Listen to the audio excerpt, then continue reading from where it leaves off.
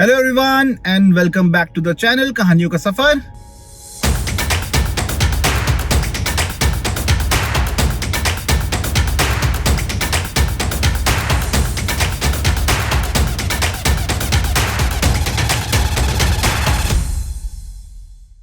Last video में मैंने आपको बताया था कि कैसे आप अपने 1.5 से 2 घंटा बचा सकते हो ये एक नया रूट फॉलो करके। आज जो मैं आपको रूट दिखाने जा रहा हूँ इसमें मेरे को टोटल 4.5 घंटे लगे थे गुड़गांव से पटियाला पहुंचने में।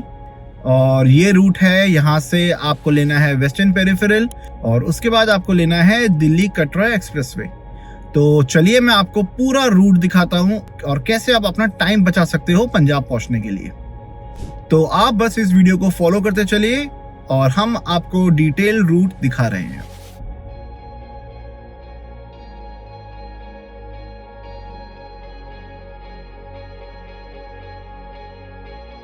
तो दोस्तों हम निकल पड़े हैं एक नए एडवेंचर पर। अभी हम इस वक्त गोल्फ कोर्स एक्सटेंशन रोड पे हैं और यहाँ से हमको जाना है सदर्न पेरिफेरल रोड पे, जो कि SPR के नाम से भी जानी जाती है। वहाँ से हम लेंगे मुंबई एक्सप्रेसवे। इस सफ़र का मकसद है दिल्ली कटरा एक्सप्रेसवे, जो आपको सिर्फ 5 घंटों में कटरा पहुँचाने का वादा करता है। तो क्या ये सच है? चलिए देखते हैं। मगर जब तक हम एक्सप्रेसवे तक पहुंचते हैं, एक छोटी सी कहानी सुनाता हूं अपने बचपन की। तो ये बात है 1990 की, जब हम सहारनपुर में एक बहुत ही छोटा सा शहर था पिलखनी, वहाँ रहते थे। और हम लोग रहते थे फैक्ट्री कैंपस में। उस वक्त ना ही हमारे पास कोई फ़ोन था, ना ही कोई टीवी था, कुछ भी नहीं था हमारे पास एंटरटेनमेंट के नाम पे।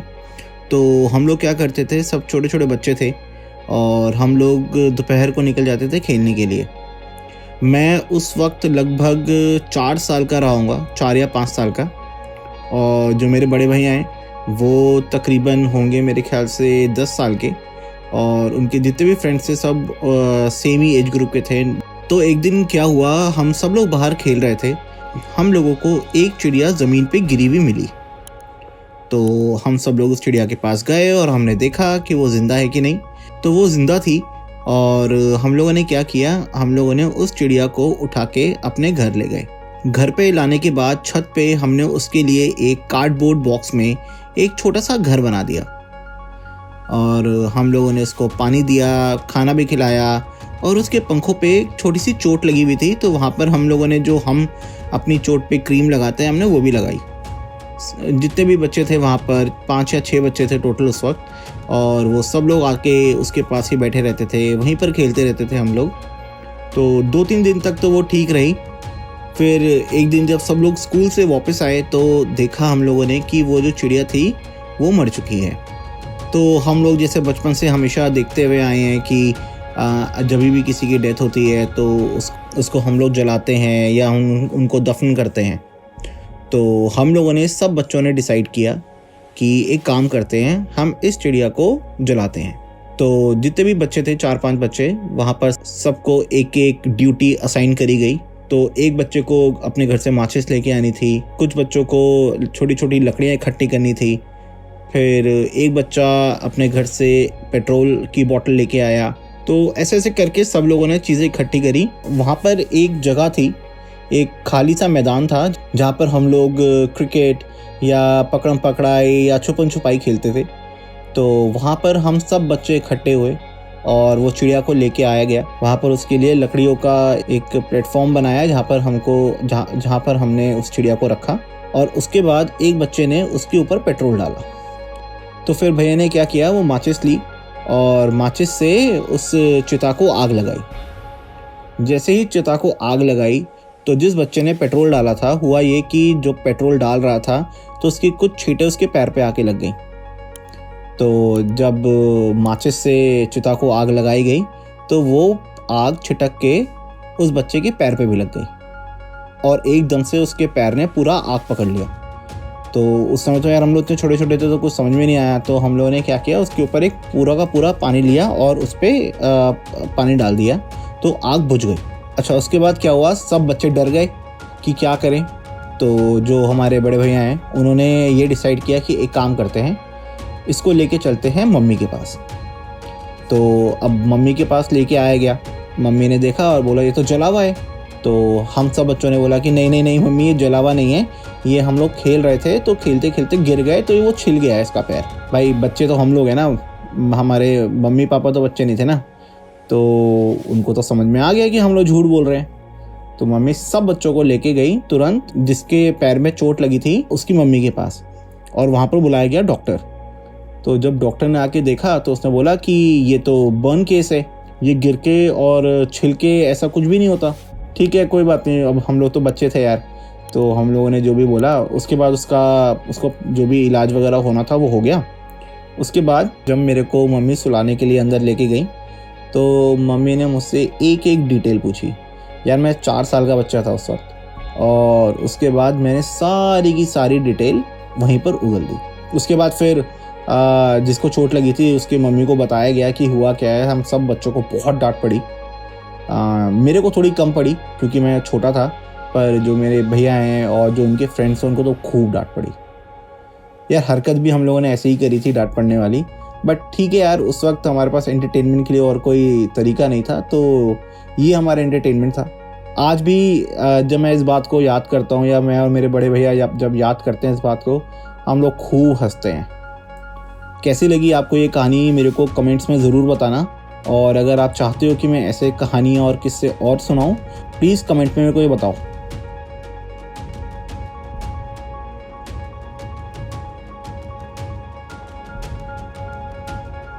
और बस कुछ ही देर में हम दिल्ली कटरा एक्सप्रेसवे पर चढ़ने वाले हैं।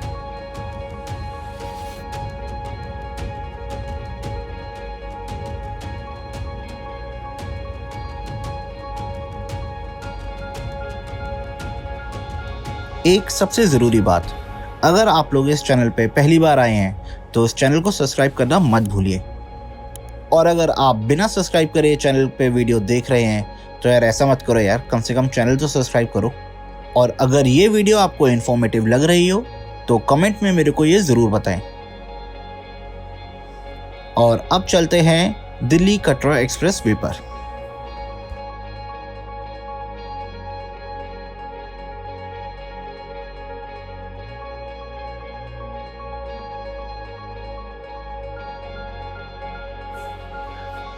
तो दोस्तों अब आपका स्वागत है दिल्ली कटरा एक्सप्रेसवे पर। ये एक्सप्रेसवे टोटल 566 किलोमीटर्स का है और सिर्फ 5 घंटे में ये आपको कटरा तक पहुंचाएगा। कोई रश नहीं, कोई सिग्नल नहीं, बस एक लॉन्ग एंड स्मूथ ड्राइव। ये नेशनल एक्सप्रेस 5 आपको पानीपत, जिंद, अमृतसर और कटरा तक ले जाता है। जब आप कटरा के पास आएंगे तो आपको एग्जिट 18 लेना होगा। इसके बाद वैष्णो माता की यात्रा सिर्फ कुछ ही दूरी पर होगी। स्पीड की बात करें तो यहाँ कार के लिए maximum speed limit 120 kilometre per hour है और ट्रक के लिए 80 किलोमीटर पर आवर। लेकिन स्पीड पे ध्यान देना ज़रूरी है क्योंकि पूरे एक्सप्रेसवे पर हाई टेक कैमरास इंस्टॉल्ड हैं जो कि आपकी हर एक मूवमेंट को ट्रैक कर रहे हैं। तो आप एक काम कर सकते हैं, अपनी गाड़ी को 119 की स्पीड पे क्रूज पे लगाओ और इत्मीनान से ड्राइव का मज़ा लो। एक जनरल इन्फॉर्मेशन, ये एक्सप्रेसवे 4 लेन का है जिसमें एक इमरजेंसी लेन भी है। जो ये आप वाइट लाइन देख रहे हैं उसके लेफ्ट हैंड साइड पे वो इमरजेंसी लेन है। इसका ये मतलब है कि अगर आपको कभी रुकना पड़े तो आप अपनी गाड़ी सिर्फ इमरजेंसी लेन में ही पार्क करें। और एक बात, अगर आपको फ्यूल भरवाना हो तो टेंशन लेने की ज़रूरत नहीं है। यहाँ पर पेट्रोल पंप भी अवेलेबल हैं, लेकिन अभी सब कुछ फुली फंक्शनल नहीं है। तो मैं यही रिकमेंड करूँगा कि आप पेट्रोल टैंक फुल करके ही चलें और साथ में कुछ खाने की भी चीज़ें रखें क्योंकि अभी कोई मेजर सर्विसेज अवेलेबल नहीं है। एक और सबसे बड़ी खासियत, यहाँ टोल बूथ्स पे कोई भी ह्यूमन इंटरवेंशन नहीं है, मतलब आपको रुकने की कोई ज़रूरत नहीं है। बस फास्ट टैग ऑटोमेटिक डिटेक्ट होगा और पेमेंट हो जाएगी। लेकिन आप लेफ्ट हैंड साइड में देखिए, एक इमरजेंसी टोल बूथ है जहाँ ह्यूमन असिस्टेंस मिलेगी और वो इसीलिए कि अगर कोई भी इशू हो तो वो रिजॉल्व हो सके। अच्छा, एक जनरल इन्फॉर्मेशन और, आपको कहीं पर भी इंडिया में किसी भी जगह पर अगर आपको ट्रैवल करना हो, फास्टैग को आपको कम से कम 7 घंटे पहले चार्ज कराना पड़ेगा, किसी भी टोल पे एंटर करने से पहले। अगर आप ये सोचें कि आप उसी वक्त अपना फास्टैग चार्ज कर लेंगे तो वो वैलिड नहीं होगा।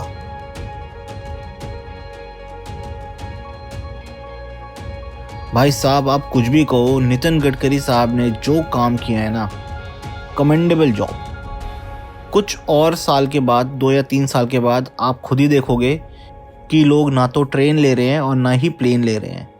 लोग अपनी गाड़ियां निकालेंगे और ऐसे मक्खन जैसे एक्सप्रेसवे पे लोग आराम से ट्रैवल करेंगे। एक बात का ध्यान ज़रूर रखें कि यहाँ पर पार्किंग स्ट्रिक्टली अलाउड नहीं है। आप सिर्फ इमरजेंसी लेन या डेजिग्नेटेड रेस्टिंग एरियाज पर ही रुक सकते हैं। आगे चलकर रेस्ट एंड सर्विस एरियाज बन रहे हैं, जिसमें washroom, petrol pump, food stalls, sleep pods और SOS सर्विस भी अवेलेबल होंगी। फिलहाल ये वर्क इन प्रोग्रेस है, तो इसीलिए आप लोग प्लान करके ही ट्रैवल करें।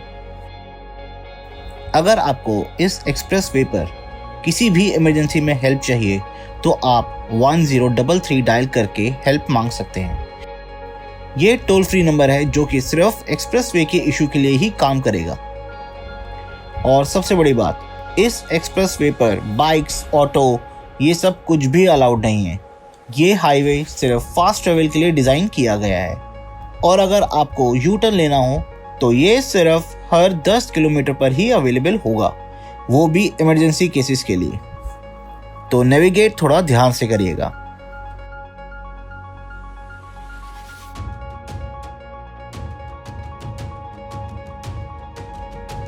यार, जब भी मैं ये ऐसे ट्रक्स देखता हूँ ना, मेरे को फाइनल डेस्टिनेशन मूवी की याद आ जाती है। भाई साहब, ये मूवी ना हमारी चाइल्डहुड का ट्रॉमा है। कभी भी हम ऐसे ट्रक्स, या एक लकड़ियों वाला ट्रक और है, अगर उसके बगल से भी निकल जाते हैं ना, तो सारी की सारी मेमोरीज एकदम से ताज़ा हो जाती हैं कि कब ये टूटेगा, कब ये गिरेगा और क्या ही होगा उसके बाद।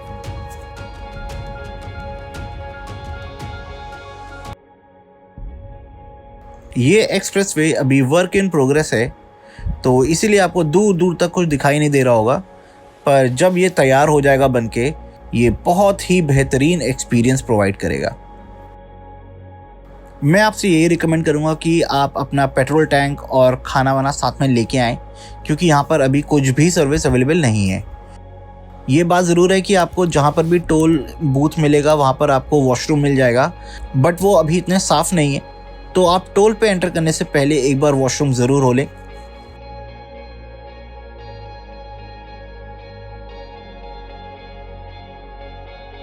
अगर आप पंजाब या पटियाला जा रहे हैं तो आपको अंबाला नरनौल हाईवे पकड़ना होगा, लेकिन अगर आपका फाइनल डेस्टिनेशन कटरा या अमृतसर है तो बस इस एक्सप्रेसवे पर बने रहिए और स्मूथ ड्राइव का मजा लीजिए।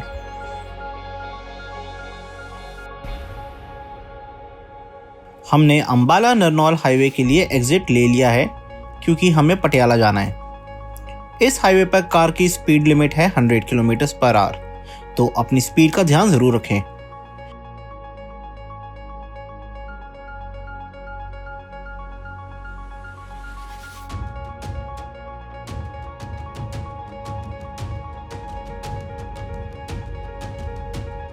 थोड़ी देर के लिए हमने रेस्ट किया, कुछ खाया और फिर अपनी जर्नी पटियाला के लिए कंटिन्यू करी।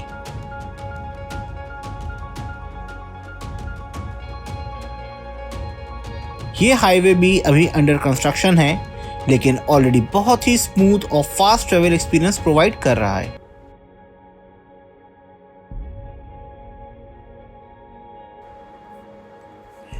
तो दोस्तों, ये था एक दिल्ली कटरा एक्सप्रेसवे का फुल गाइड।